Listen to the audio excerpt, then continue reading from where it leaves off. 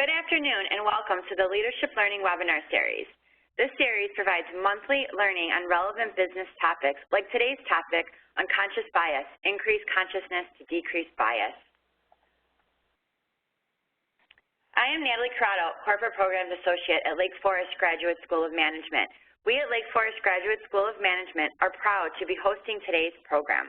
Lake Forest is an independent, accredited institution with over 50 years experience at providing practical business leader education. This education comes in the form of an MBA degree, certificate programs, and targeted training and development through our Corporate Learning Solutions programs. Corporate Learning Solutions specializes in developing corporate managers and leaders by combining relevant content with the expertise of our business leader faculty to provide customized training, consultation, coaching, and organizational development services to our corporate clients. We are grateful for the sponsorship and generosity of our client and longtime supporter of the school, Trustmark and the Trustmark Foundation. Trustmark provides access to a full spectrum of flexible benefit solutions, including health plan administration for self-funded employer groups, payroll-deducted voluntary products, group medical benefits, and health and fitness management programs.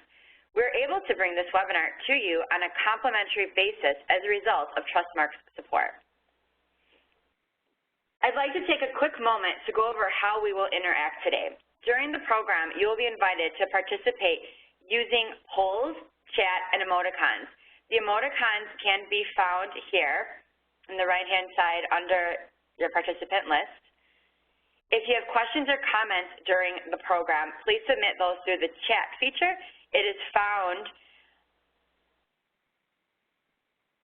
here. If you chat a question or comment, please be sure to use the drop-down and select all participants so that everyone can see your comments before submitting. Please be sure you're muted and that your video is off for the entire program. That will help us avoid unnecessary distractions during the program. Now I'd like to introduce Erika Nelson, our facilitator for today's session. Erika Nelson has been affiliated with Corporate Learning Solutions at Lake Forest Graduate School of Management for over 20 years.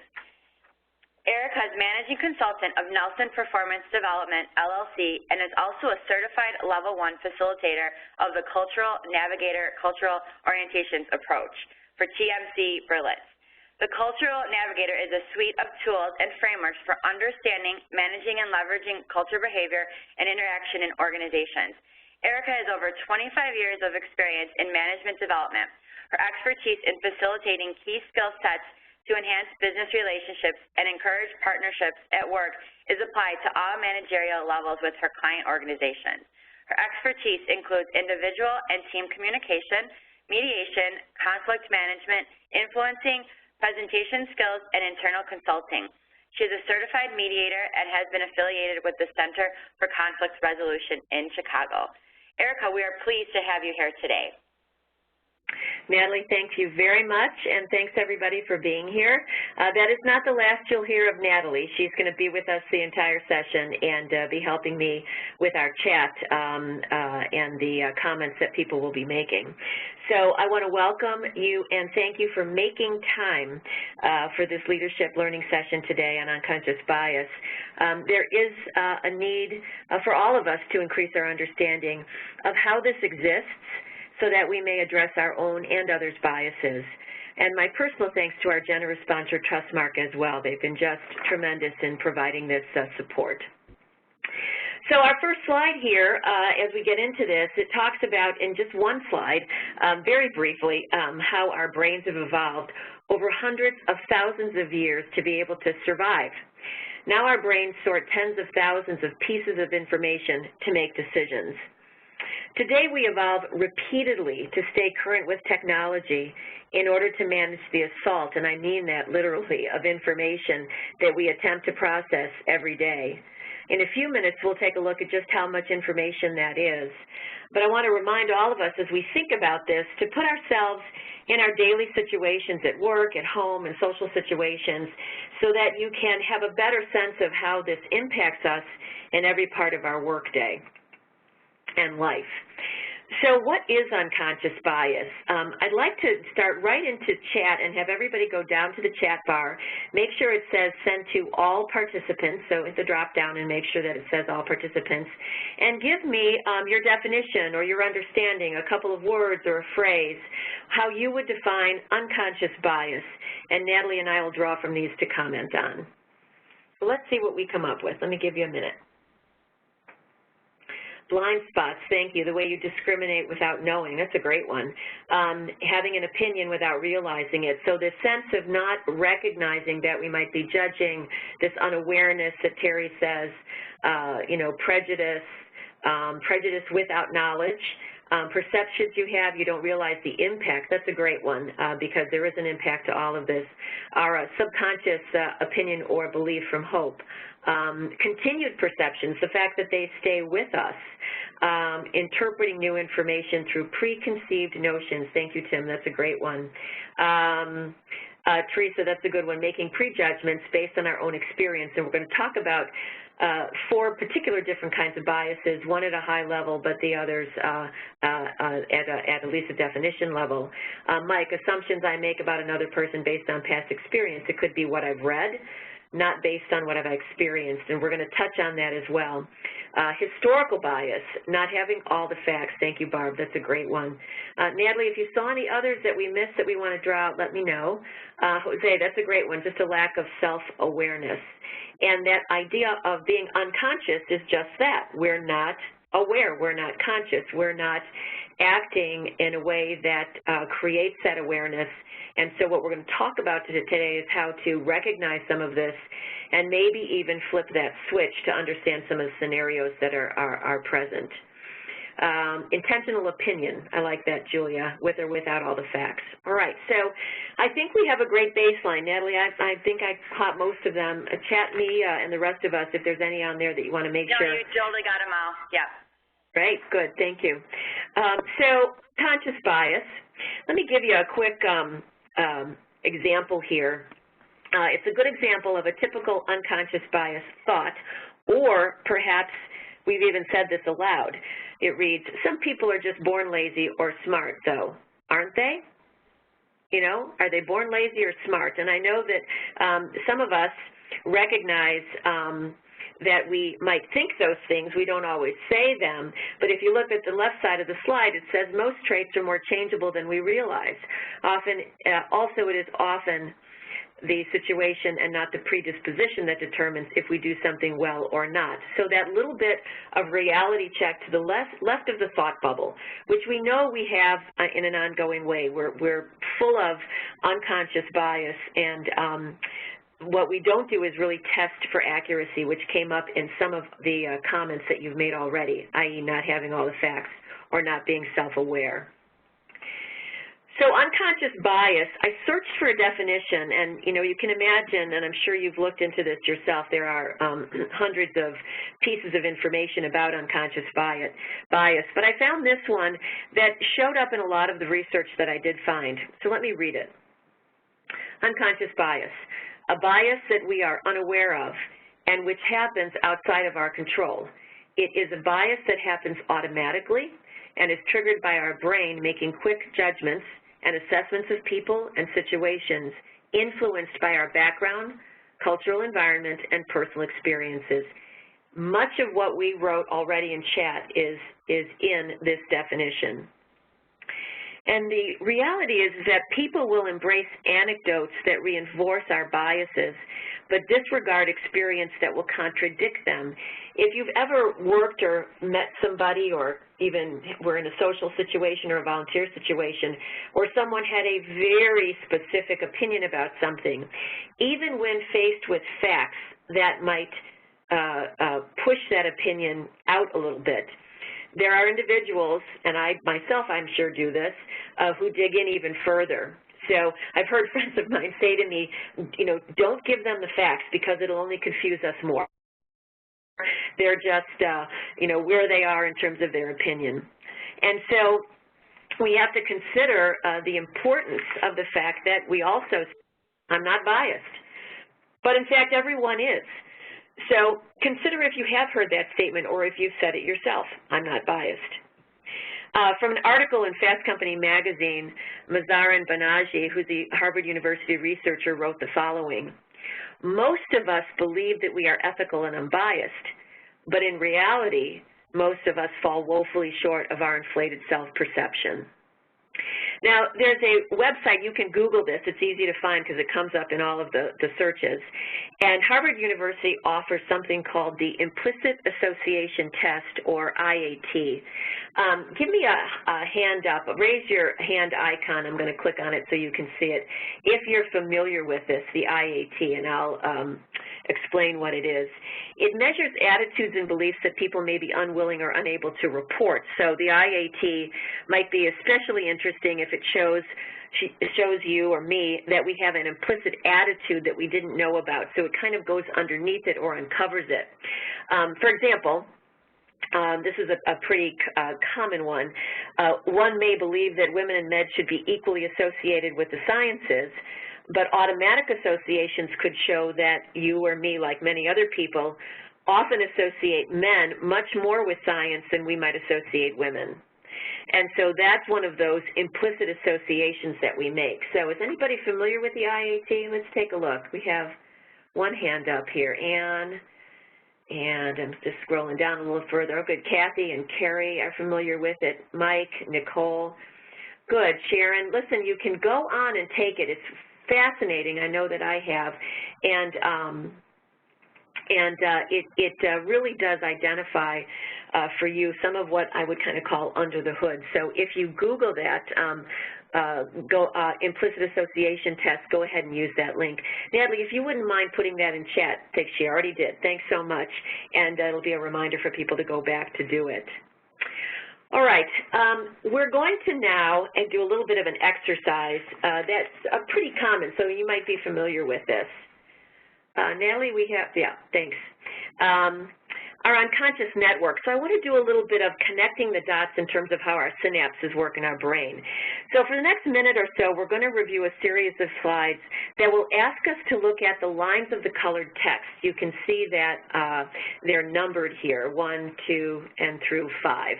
And the text is colored. It's not any words here, just kind of a random letters here. But I want you to identify the color, and when I have the slide up, go through in your mind and state the color that you see at the line, and do this for the next 5 slides. So I'm going to give you about 20 seconds or so for each slide, so go ahead and start.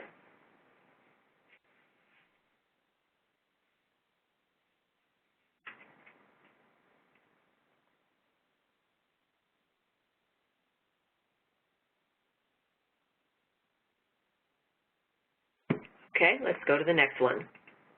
What colors are the following lines of text? Again, the colors. And just say them to yourself.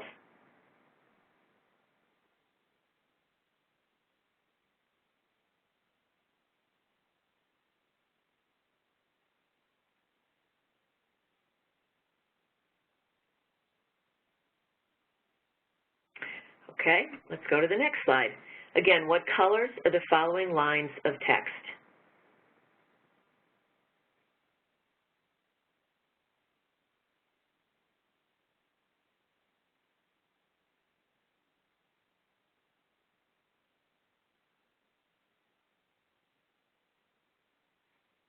All right. Next slide. What colors are the following lines of text?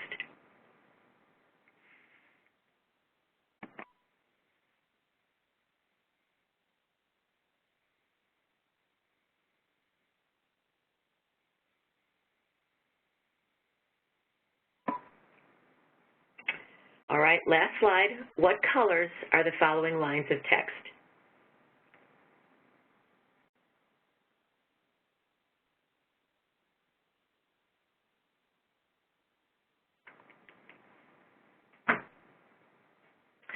Okay, raise your hand if you got it wrong, any of these wrong, when you said the color of the line of text. Okay, Andy's fessing up down there. He's our first one. Here we go. Bill, let's see a few others. Christy. Elizabeth did, Heather, Hope, Jacqueline. Okay, we had a few people who probably said green actually for the color brown. Okay, Andy, I'm going to let you unmute for a minute and just tell us what you got wrong and then how you corrected it if you did. Can you unmute, Andy? Actually, not looking at the whole word, but just one letter is how I corrected myself. Okay, good. All right, excellent. I like it. Excellent. Alice, what about for you? Go ahead and unmute.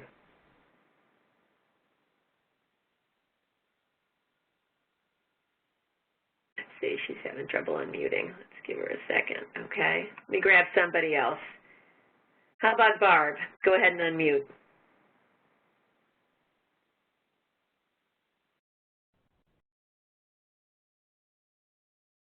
There you go, Barb. I'm totally confused. Yeah, with the colors? Well, the first one says green, but it's brown to me. Am I missing something? No, you're not. Okay. That is exactly what had to happen. So we scrolled through all those other slides, and our minds connected with the real color, the actual color that was being shown, and aligned with a particular word.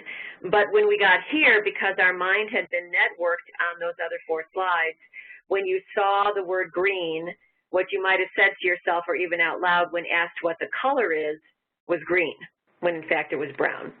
Gotcha. Okay. Okay, so you, along with me the first time I did this, actually got it wrong, which is the right actually the right answer. It's the right answer. That's right. Thanks, Barb. All right, thank you. All right. So what's interesting about this that I always find kind of fascinating is the fact that you know, people had to kind of slow down. So if you look in chat, we have some comments around here that people made.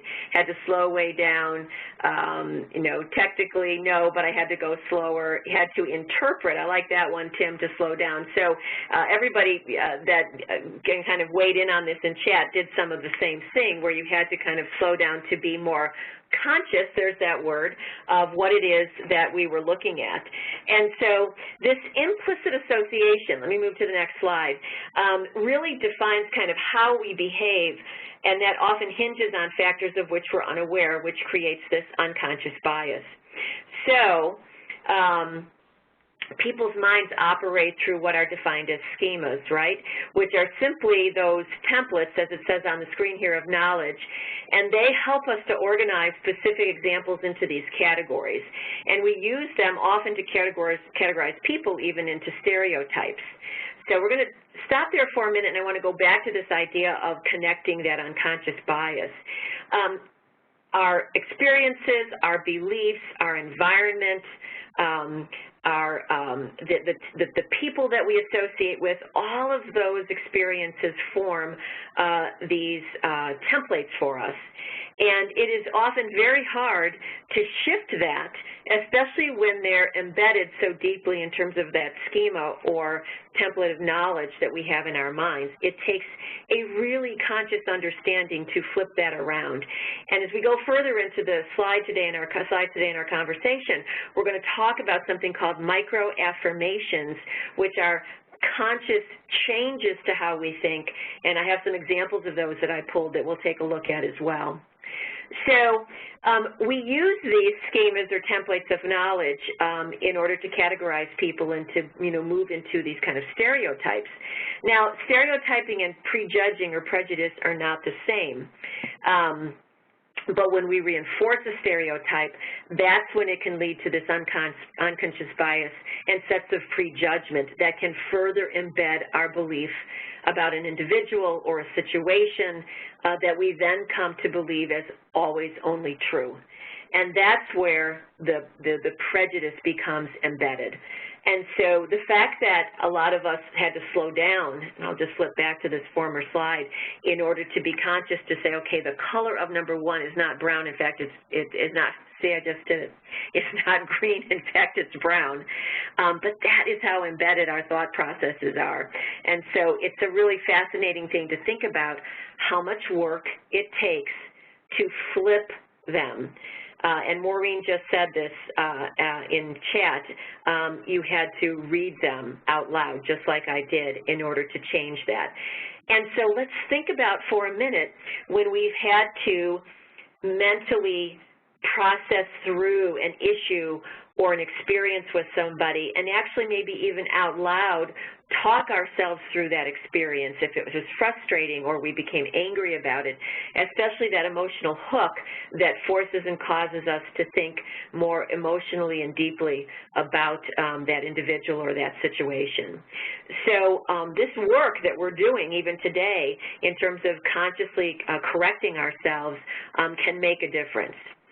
So we're going to get into a poll in a minute, but I just want you, again, go back to chat and tell us, I'm sorry, we're going to use our icons for this. Go to the icon list, and I want you to put, when you choose the safer method of transportation, I want you to choose either a red X for the automobile, if you think that's safer, or a green check mark for the airplane. So choose a red X for the car or a green check mark for the airplane. Safer method of transportation. All right, we have a couple of red check marks here. Joyce is still going with autos, Laura and Leanne. Oh, good, somebody put their right on the screen. I like it. Ruth, Simpson. So we have a few who are going with the car, but clearly the majority is saying the airplane. Airplanes are a much safer method of transportation. All right? So we're going to come back to that answer in a minute, so I'll leave your little check marks up. But now we're going to go to a poll. I'm going to turn this over to Natalie for a minute and pass the ball to her and let her open up this slide in order to do this poll. Nancy, let me go ahead and turn it over to you. All right, Natalie? There we go. You should see the poll on your screen, and people are responding. Great. Great. What are you most afraid of, a mosquito, a lion, or a shark? All right, they're flying in the answers. Great. We'll see what we come up with, and then 10 more seconds. We've got about 25 seconds elapsed, right? Yes. All right. We still have some answers coming in. I'll give it a few more. All right, I'm going to close it. Mm-hmm. And you should see the results in a few seconds. Okay.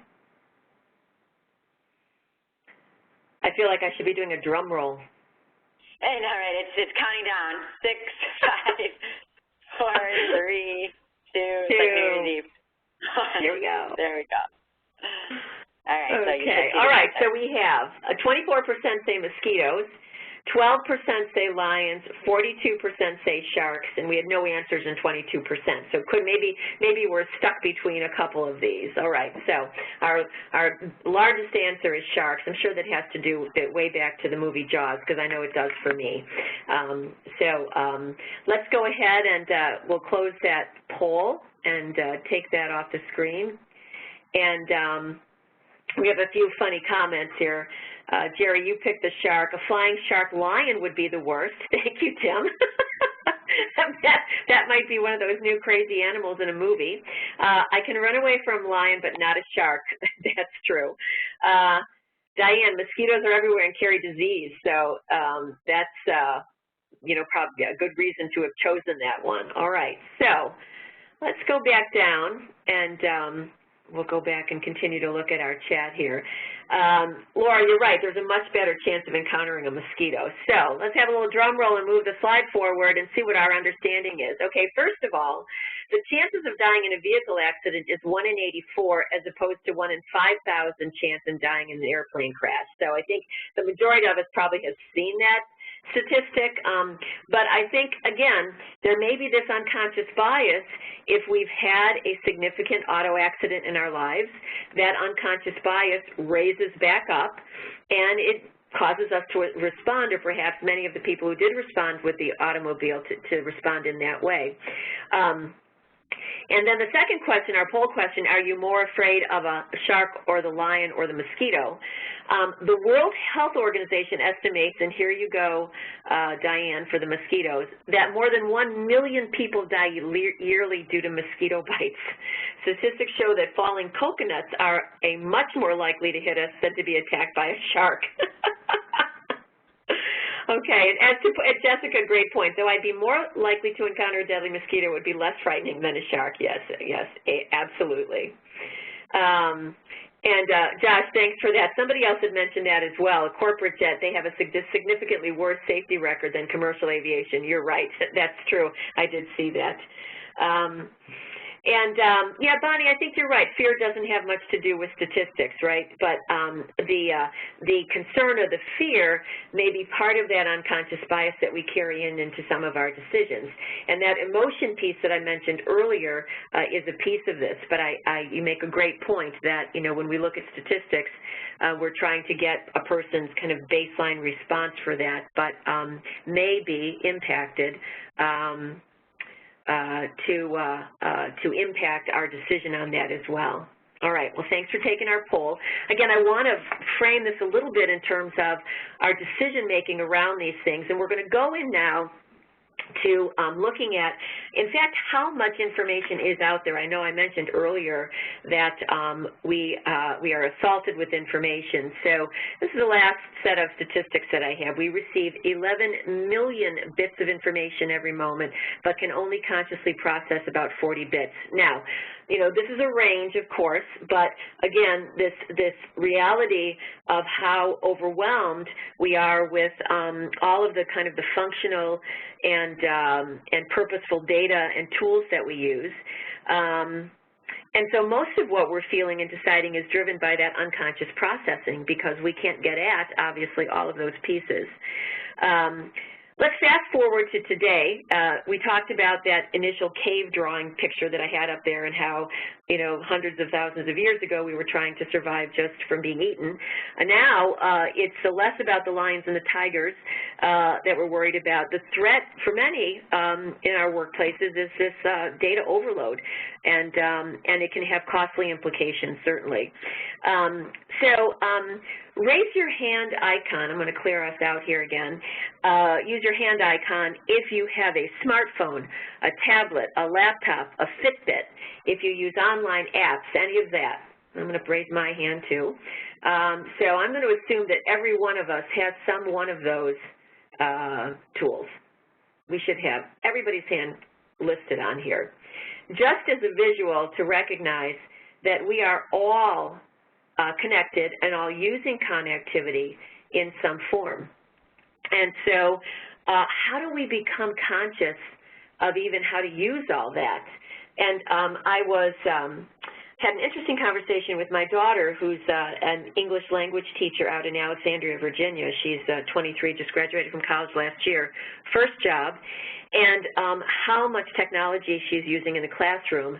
Knew that going into it, but the reality of being in the classroom and how this Generation Z, which is the generation of her age group, the 90s, and then this generation right behind of how digitally conscious and natural that population is, even surprises her as much technology as she uses. So, you know, becoming conscious even of the technology we have and all the information is, do we understand the full extent of how these tools work, what they're capable of doing, and how technology we can use it to raise our own consciousness about any number of issues.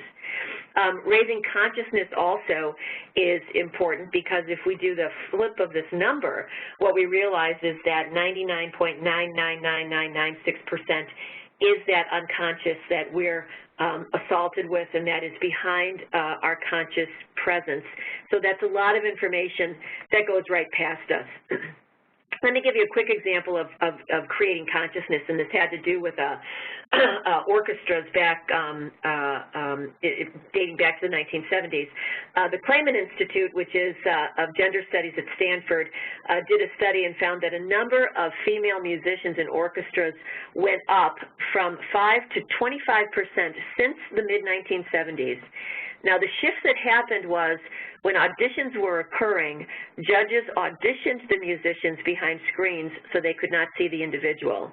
Now, this isn't to say that all interviews have to be done blind, of course, but the idea behind this that I thought was so interesting is that we're refocusing on the skills that define a candidate to try and help eliminate some of the natural biases that might be there, unconscious biases that we bring to our decision making.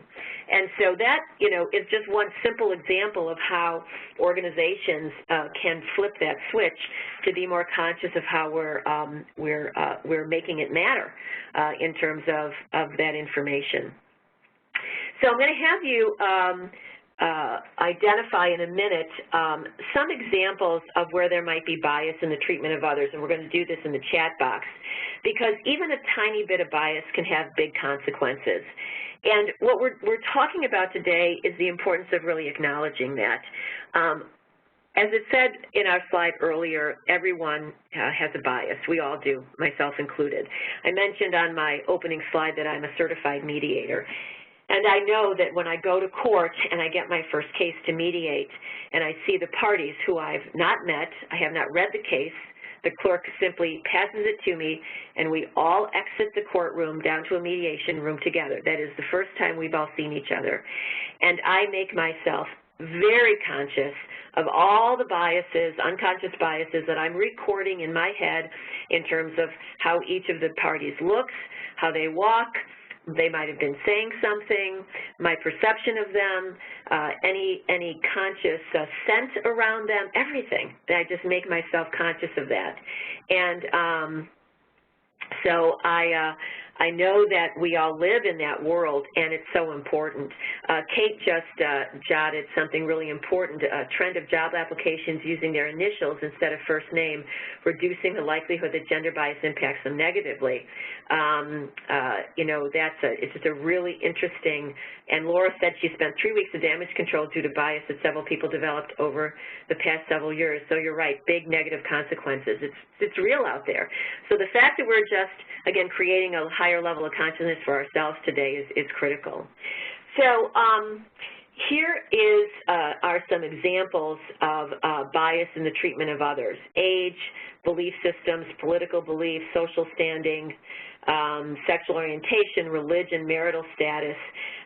Go ahead and share in chat some others that these create a springboard for, but what other biases in the treatment of others would you add? Okay, weight, that's a great one. Appearances, how someone dresses. Very first impression, excellent, yeah, accents, piercings, I love that. They're often in court are people with lots of different piercings that I work with, whether they're rich or poor. Gender abilities. Did I see sports fans in here? That's a great one, yeah. Sometimes crazy sports fans, thanks, Larry. People that have tattoos, which is much more prevalent than it ever was. You know, height. I have a great friend, very accomplished in her profession, and she's 6 foot and has always rolled her shoulders to make herself seem smaller. It's just been a real issue for her, and much more conscious of it now. You know, even our background as well. Let me look up, see if I can get back to this. Kate saying, a redheaded Irish woman, no one looks at me twice on a commercial airplane, but if I was Middle Eastern male, I have no doubt that would be different, right? So we're just conscious of, in today's society, the kind of issues that create a profile. Long hair, you know, still today, a little bit of a bias toward that. I have a good friend whose husband is Irish. Garrett wears his hair long. They have a son, Kian, and they have his hair long. And it never ceases to amaze her how often people will say, oh, your daughter's adorable, and this little boy couldn't be more boy-looking. So, you know, it's out there. A few more here. Geographical origin, facial hair, mothers versus childless women in the workplace. Yep. Having children versus those who don't. You know, how we dress, and teenagers. I think there's a lot of treatments where there's a lot of teenism that goes on. I have a teenage boy, and I think about him all the time going out, and remind him when he drives in the car not to wear his hood from his hooded sweatshirt up when he's driving in the car, and fearful that the police will pull him over for that reason alone, and again, that's an unconscious bias of mine that the police would even do that, right? So treating working remotely like a day off, that's a great one. We have a lot. I mean, this is an amazing list. So this is bias in treatment of others. Now let's go to my next slide, which is bias in behaviors. So let's look at this list and then go ahead and chat an example of bias in how we behave. Telling jokes based on stereotypes when we do name calling, insults based on stereotypes. We might vandalize other people's religious or other decorations, imitating someone's disability, not hiring someone because of age or gender. We behave and actually act on that unconscious bias in terms of age or gender. So let me give you a minute to look at these and see if we can add some to this. Oh, Diane, that's a great one. Assuming that the woman who greets you for a meeting is the administrative assistant. Treating men differently than women, such as change in language used. Yeah, we flip a switch in terms of treating men differently. Social media, people replying to comments negatively to people they don't even know. That's just, again, social media was never meant to be anonymous. Boycotting a store. If they have a gender-neutral bathroom, dumbing down a conversation depending on how we respond or we act or we believe about another person. Bonnie, that's a great one. We might change our handshake based on the gender of the person that we're shaking hands with. Not helping someone in public when they need help based on impressions. Yeah, that we might help someone who looks a particular way, but because this person doesn't, but in fact might need help, we refrain from doing that. For whatever reason, again, that unconscious bias. Preferential treatment from a business based on appearance. Give you a real quick example. My daughter when she turned 16, I went to the Tiffany store in downtown Chicago on Michigan Avenue. Wanted to get her the traditional Tiffany heart-shaped, bracelet. It was a Saturday. I was in jeans and a jean jacket and went in, and not a single person when I walked in the door welcomed me in the store. They looked over at me. There was a head kind of acknowledgement, but I had to initiate the conversation. Looked around, and then I thought I might make a different decision. Ended up going back during the week when I was dressed for work to buy the bracelet, walked in. Immediately, two people came up to me and asked me, what I was looking for, et cetera. Just shook my head, and it reminded me of that scene from that movie, the movie Pretty Woman years ago with Julia Roberts, when she goes back to buy outfits, and she's all dressed up from her shopping, and shares the big mistake that they made if they're on commission.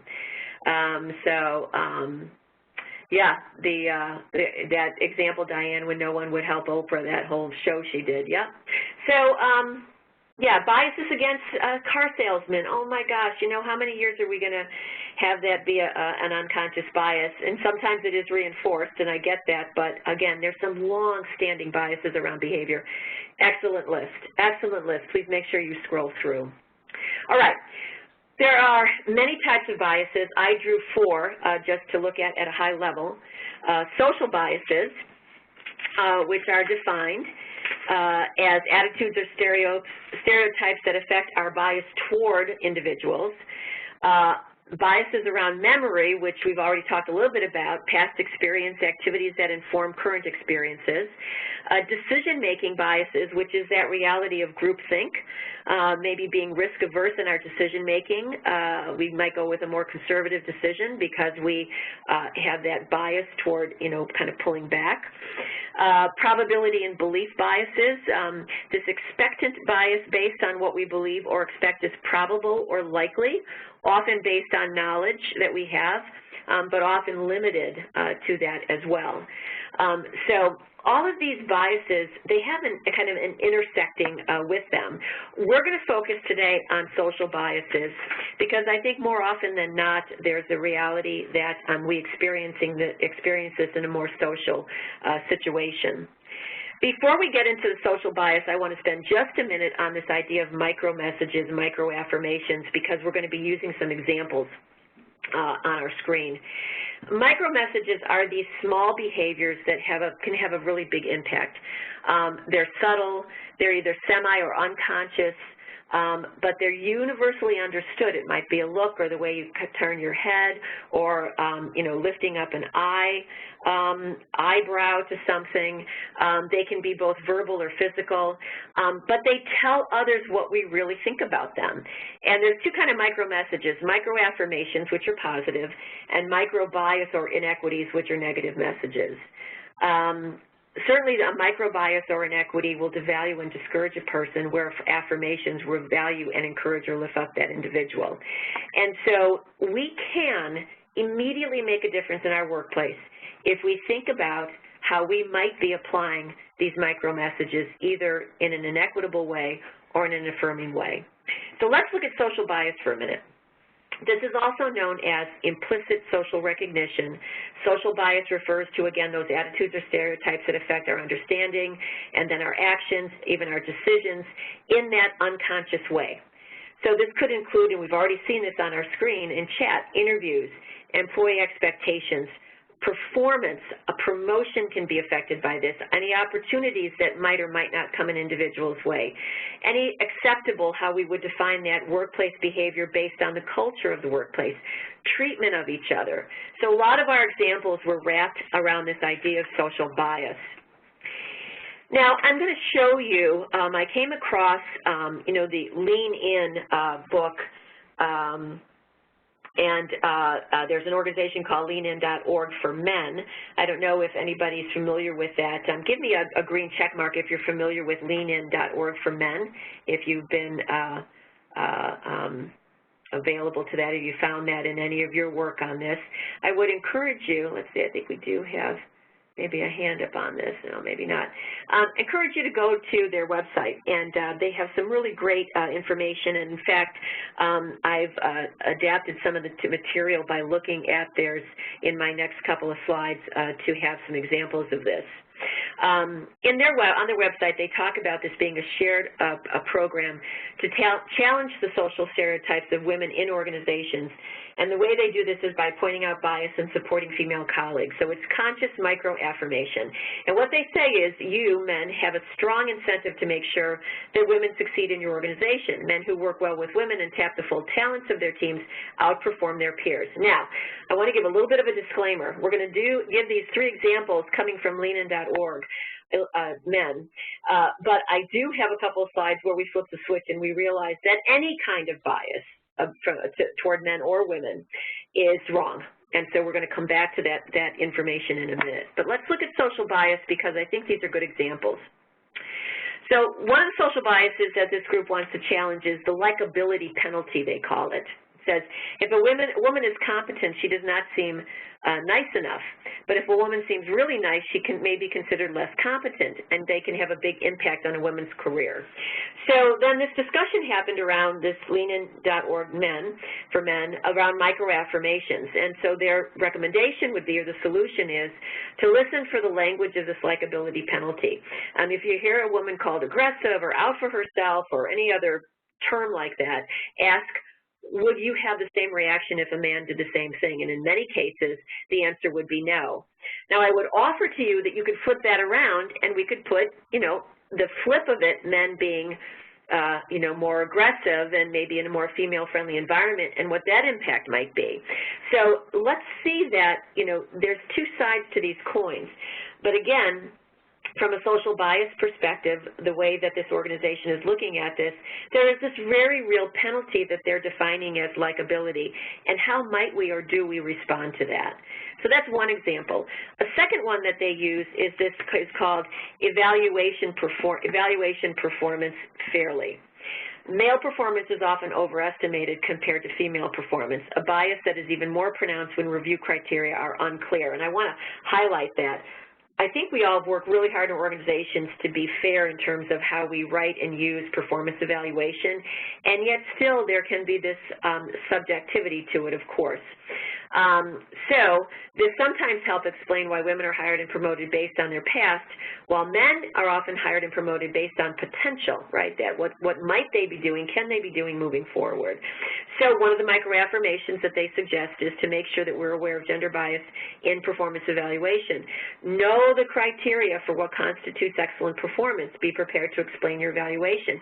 It's up to us as the manager, the senior leader, the champion of the effort, the human resources professional, even business partner, to make sure that we are evaluating fairly, and it is on the basis of performance, not anything else.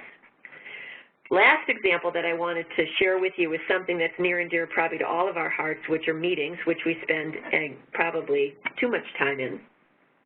But the situation that they gave was this, that men tend to talk more and make more suggestions in meetings, while women are interrupted more, often given less credit for ideas and have less overall influence. Without full participation, they suggest, meetings cannot tap into everyone's expertise, which undermines team outcomes. Now, let me give you a quick example of this.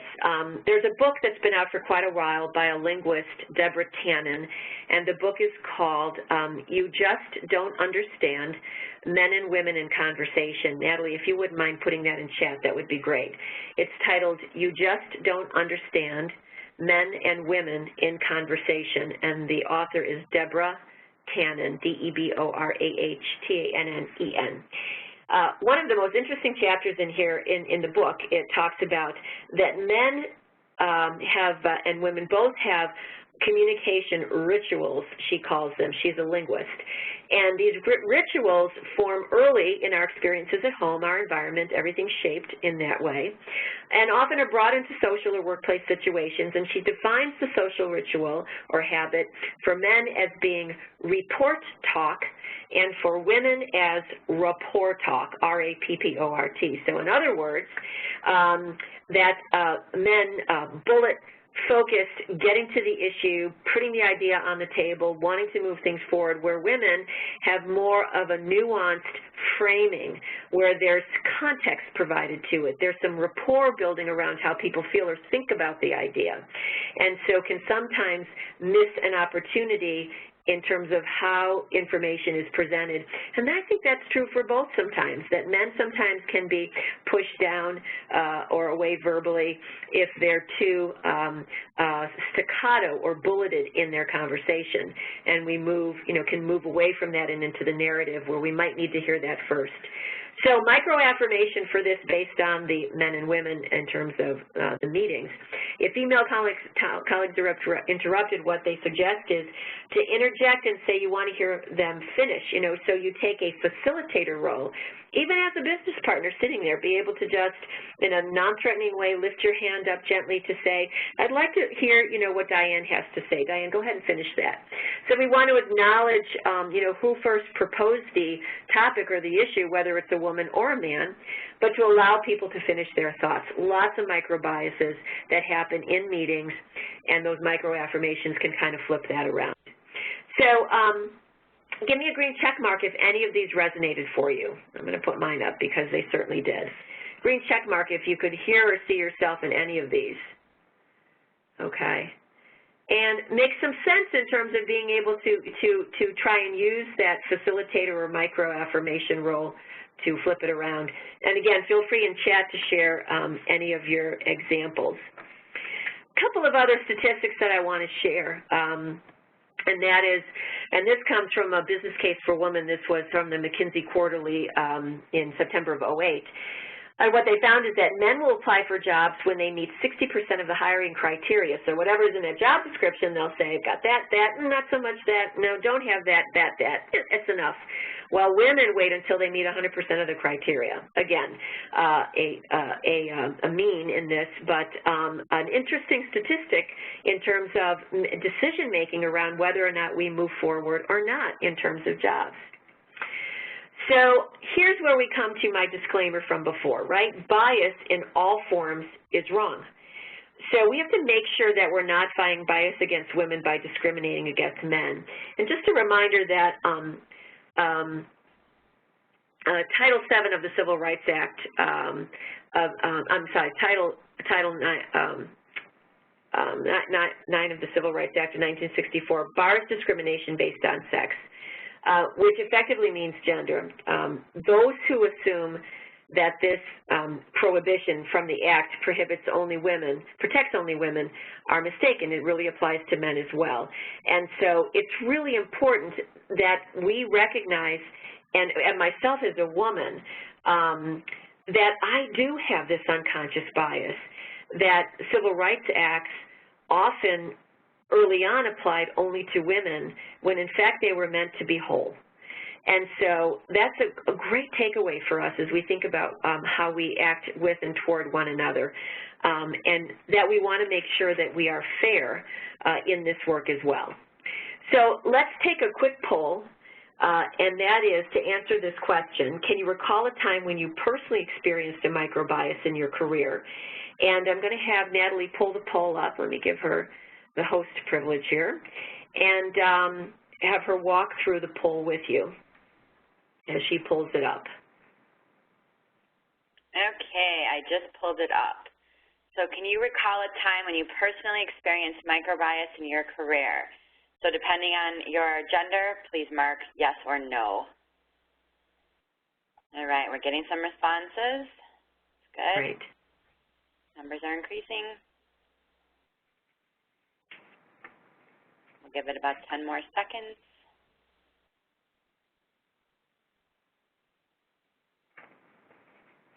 Got about more than half people done.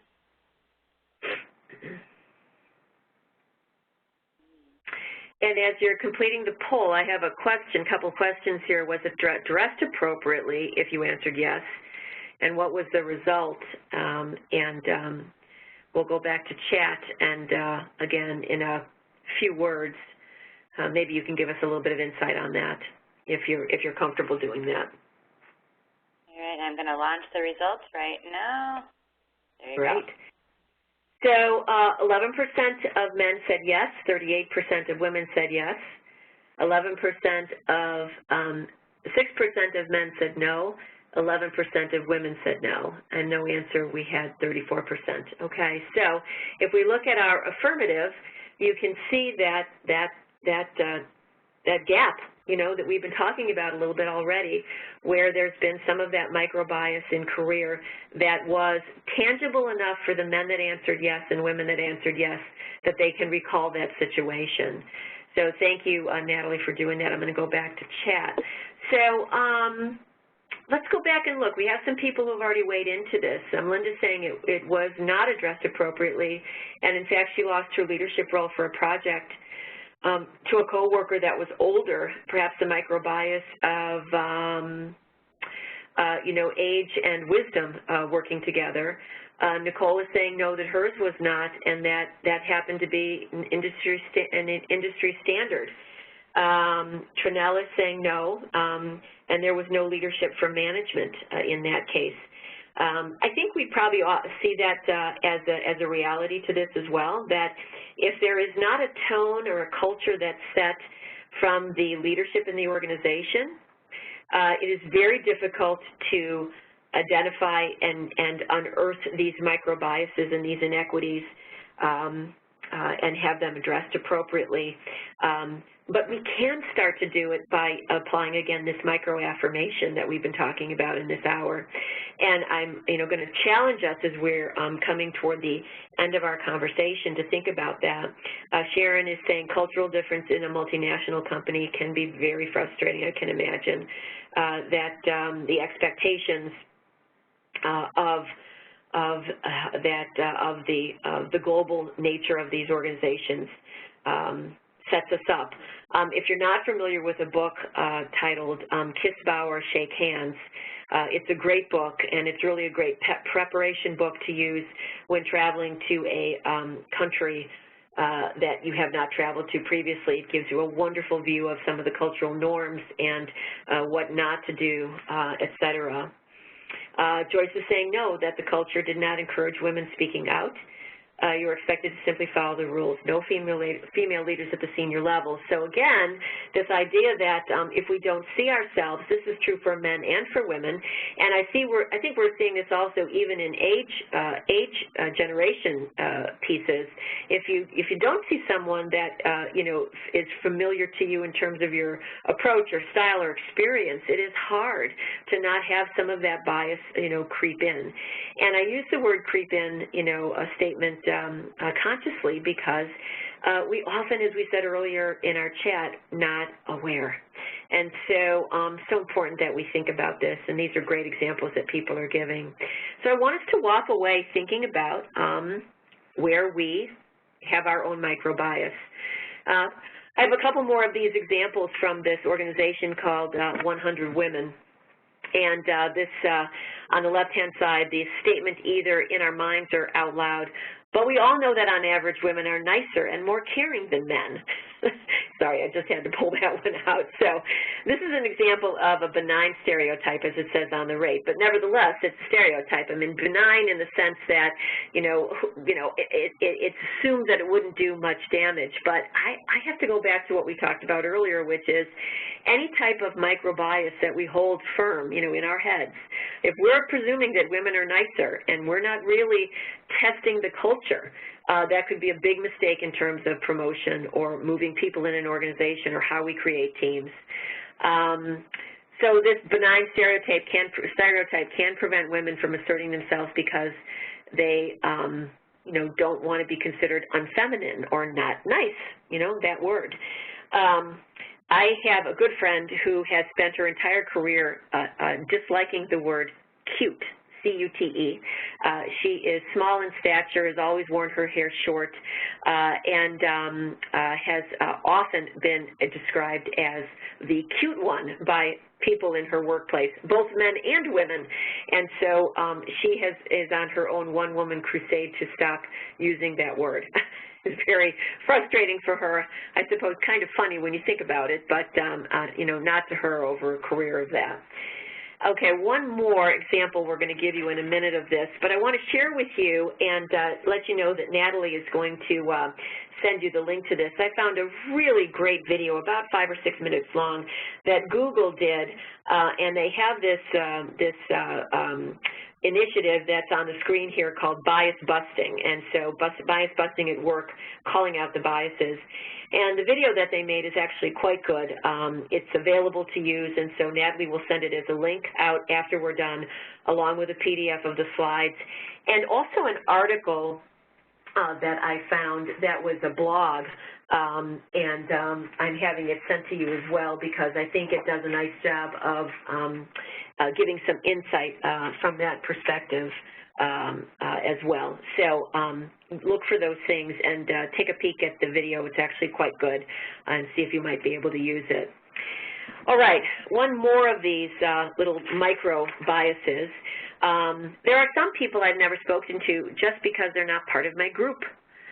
And the antidote to that, of course, is that there's a lot of little things we can do to encourage others and make them feel welcome. I think our workplaces, I believe that mine has definitely improved in terms of its approach to encouraging, groupthink and creating group identity, a small group identity. So it's a good reminder of us wanting to make sure we do that. So I'm going to give us 2 minutes at the end of our day now to give us some ideas on how you've been bias busting in your workplace and do a final idea share today. And it looks like Kate's given us one of those as well, where when we're thinking about the bias, a client in a multinational team that, just uses the concept that everybody's a dumb American, and that we all get lumped into even that term that still I think is out there, the ugly American, when Americans travel abroad.